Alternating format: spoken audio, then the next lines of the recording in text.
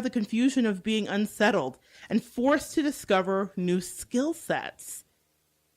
Birthing something new always involves the sound of crying. And you will know that a baby is alive, like we were just saying, because it cries, because it's converting from one system of substance to the next. And in between every system, he will weep. He will weep when you cut the cord, and he will weep when you take the bottle. And so there are times where we're going through things in our life and we're losing the comfort of something, and we weep and we think this is horrible. Some changes and substance come from places where you have to be weaned.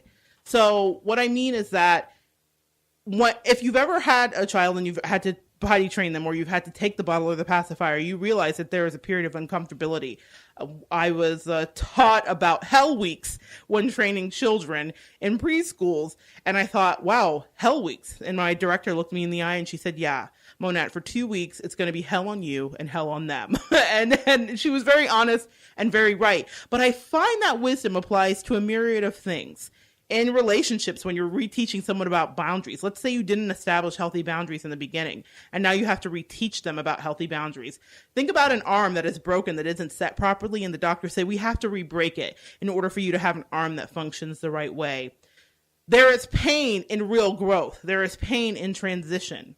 At the end of those hell weeks with those kids, after I had cried on my lunch breaks and they had gone to sleep crying because I had to teach them how to exist in the new environment they were in that wasn't their comfort of their home, where they could just do whatever they wanted to and be wild as the Taliban. We had rules and order and structure in order for us all to survive, in order for the other kids to learn, in order for me to go home sane.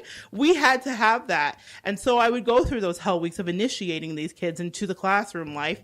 And that meant that they were tired and they cried and there was weeping and there was pushback and there was hatred even of what was happening. One kid did tell me, I hate you, Miss Monette.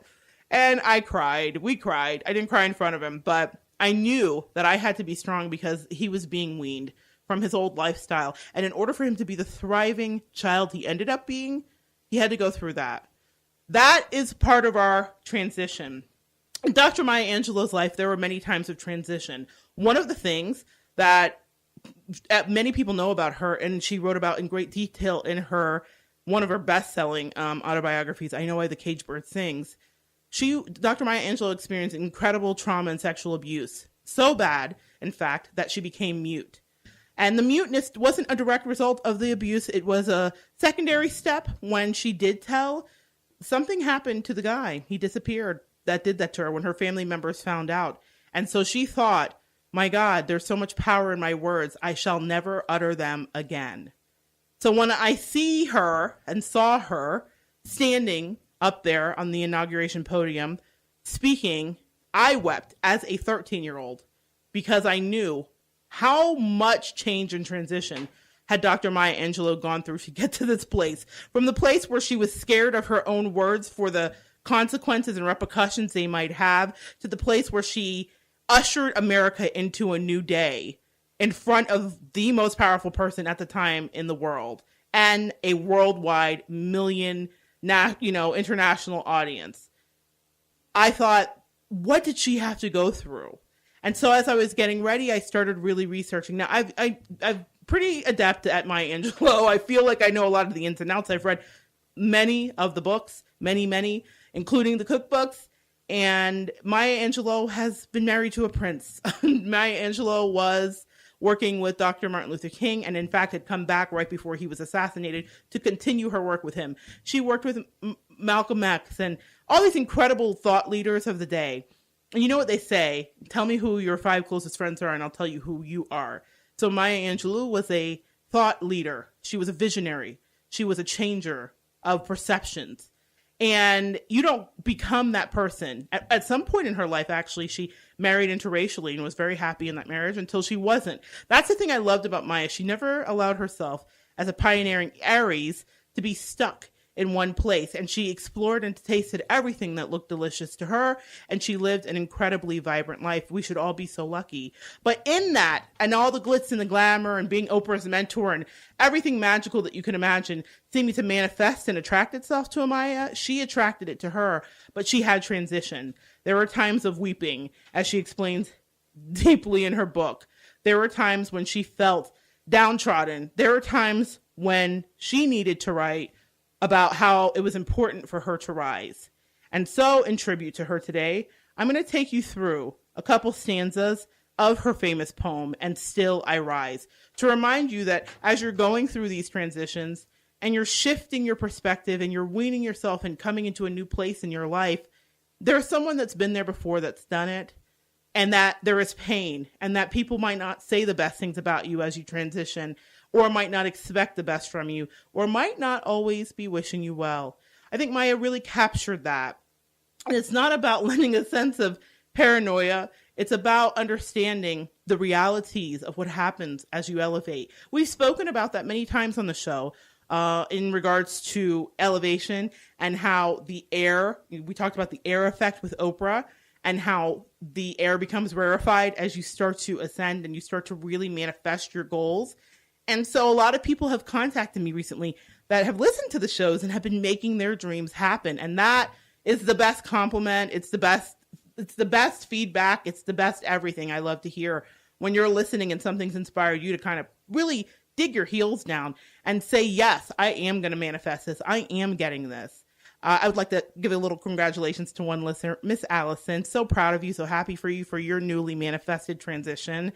This woman is living that law of attraction, and she speaks things over her life. But I want to get back to Maya. So when you're going through that transition and you think, man, I just don't know if anybody's ever been here. I think a lot of us have felt that, isolated and alone. There is someone who's been there. Maya's captured it well. And this is the fighting spirit that you have to have. This is the spirit I've had when some of the worst things have happened to me, whether it was being let go from a situation or a breakup. As I'm walking out that door, this is what I'm saying in my head. And still, like dust, I rise. And Maya Angelou's Still I Rise poem will take you through all of those emotions. And I hope that you feel as triumphant as I do when I say it to myself. You may write me down in history with your bitter, twisted lies. You may trod me in the very dirt, but still, like dust, I rise. Does my sassiness upset you? Why are you beset with gloom? 'Cause I walk like I've got oil wells pumping in my living room. Just like the moons and the suns with the certainty of tides, just like hope springs high, still I rise. Did you want to see me broken? Bowed head and lowered eyes, shoulders falling down like teardrops weakened by my soulful cries. Does my haughtiness offend you? Don't you take it awful hard, 'cause I laugh like I've got gold mines digging in my own backyard.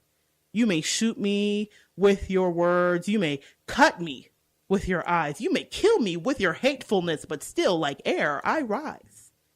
Does my sexiness upset you? Does it come as a surprise? Let I dance like I've got diamonds at the meeting of my thighs. Out of the huts of history's shame, I rise. Up from the past that's rooted in pain, I rise. I am a black ocean, leaping and wide, welling and swelling. I bear in the tide, leaving behind nights of terror and fear. I rise into a daybreak that's wondrously clear. I rise, bringing the gifts that my ancestors gave. I am the dream and the hope of the slave. I rise. I rise. I rise. This week, as you're going through your day, I want you to remember that.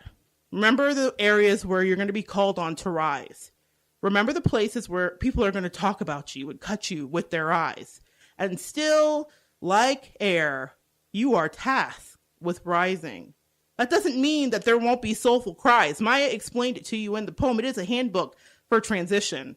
That's what I've used it for in my life. A handbook for transition, a blueprint about what to expect from those friends and foes around you that may not always be helping you up in your rising. But that does not mean that you are not called to rise. That does not mean that you are not to embody your dream. That does not mean that you are to stop manifesting and being in your power and speaking your truth. You are tasked to rise. We are here because we're creative beings. We wanted to be here and have this earth plane experience. We wanted to have the challenges, believe it or not, that come with this. Because in order for you to get to your creation, you have to go through the challenge. You have to go through the process. And nobody wants to go through the process. That's the difficult part. That's the part that's uncomfortable. But no one ever gets strong staying in their comfort zone. I think of Maya, and she traveled to Africa. She went there on a whim. She went there to help. She went there for one of her Maya reasons, and she ended up manifesting a prince. That story struck me because as a little girl, we're very cultured to understand that our prince will one day come.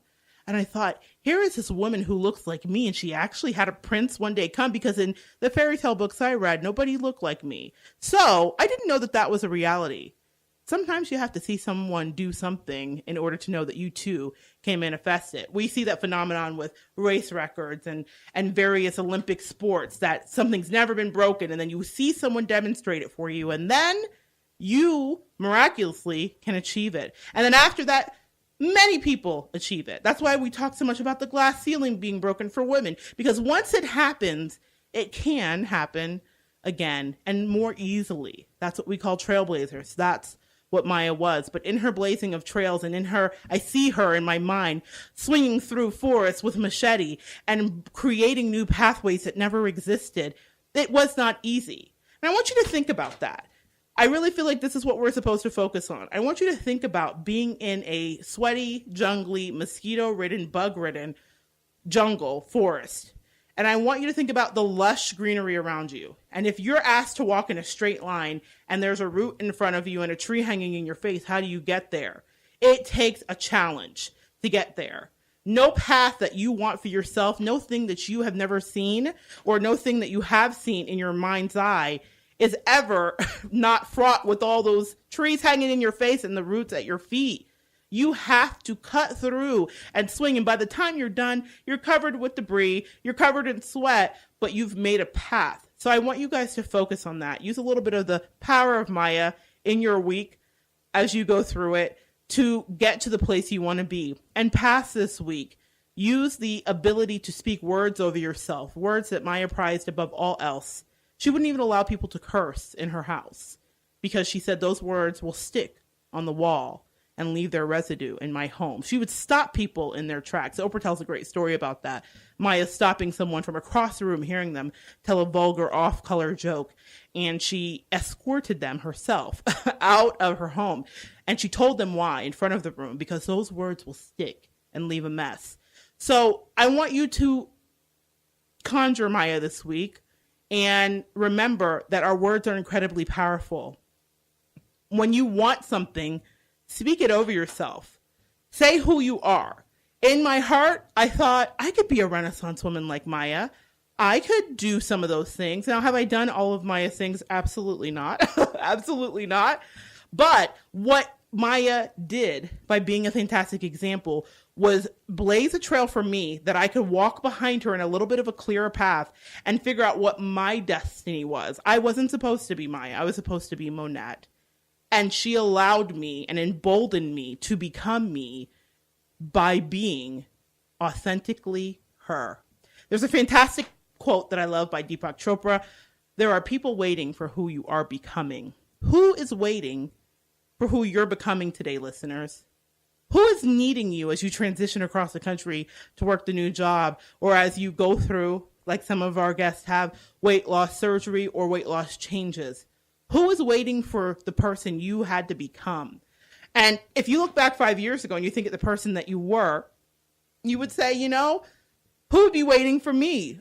That's something that I want to encourage you with. I had someone call me after a couple shows and say, you always talk about this manifestation stuff and dreams, and I don't even know what my dream is. And I had a boss tell me that I was too this or that to live my dream. And I wanted to explain to you guys that sometimes when that happens, you're dealing with someone who's coming from their own fear or jealousy or. So you want to really listen carefully and kind of discern the spirit of the person that is giving you whatever advice, especially if it's a squelching advice. I grew up with West Indian parents, and so for them, they like a straight road. In fact, in the art show, I did a piece called Ancestry DNA, which you can go check out on my social media page. And it is a woman carrying a basket of mangoes on top of her head. My mother used to take things like that to work when she was a child.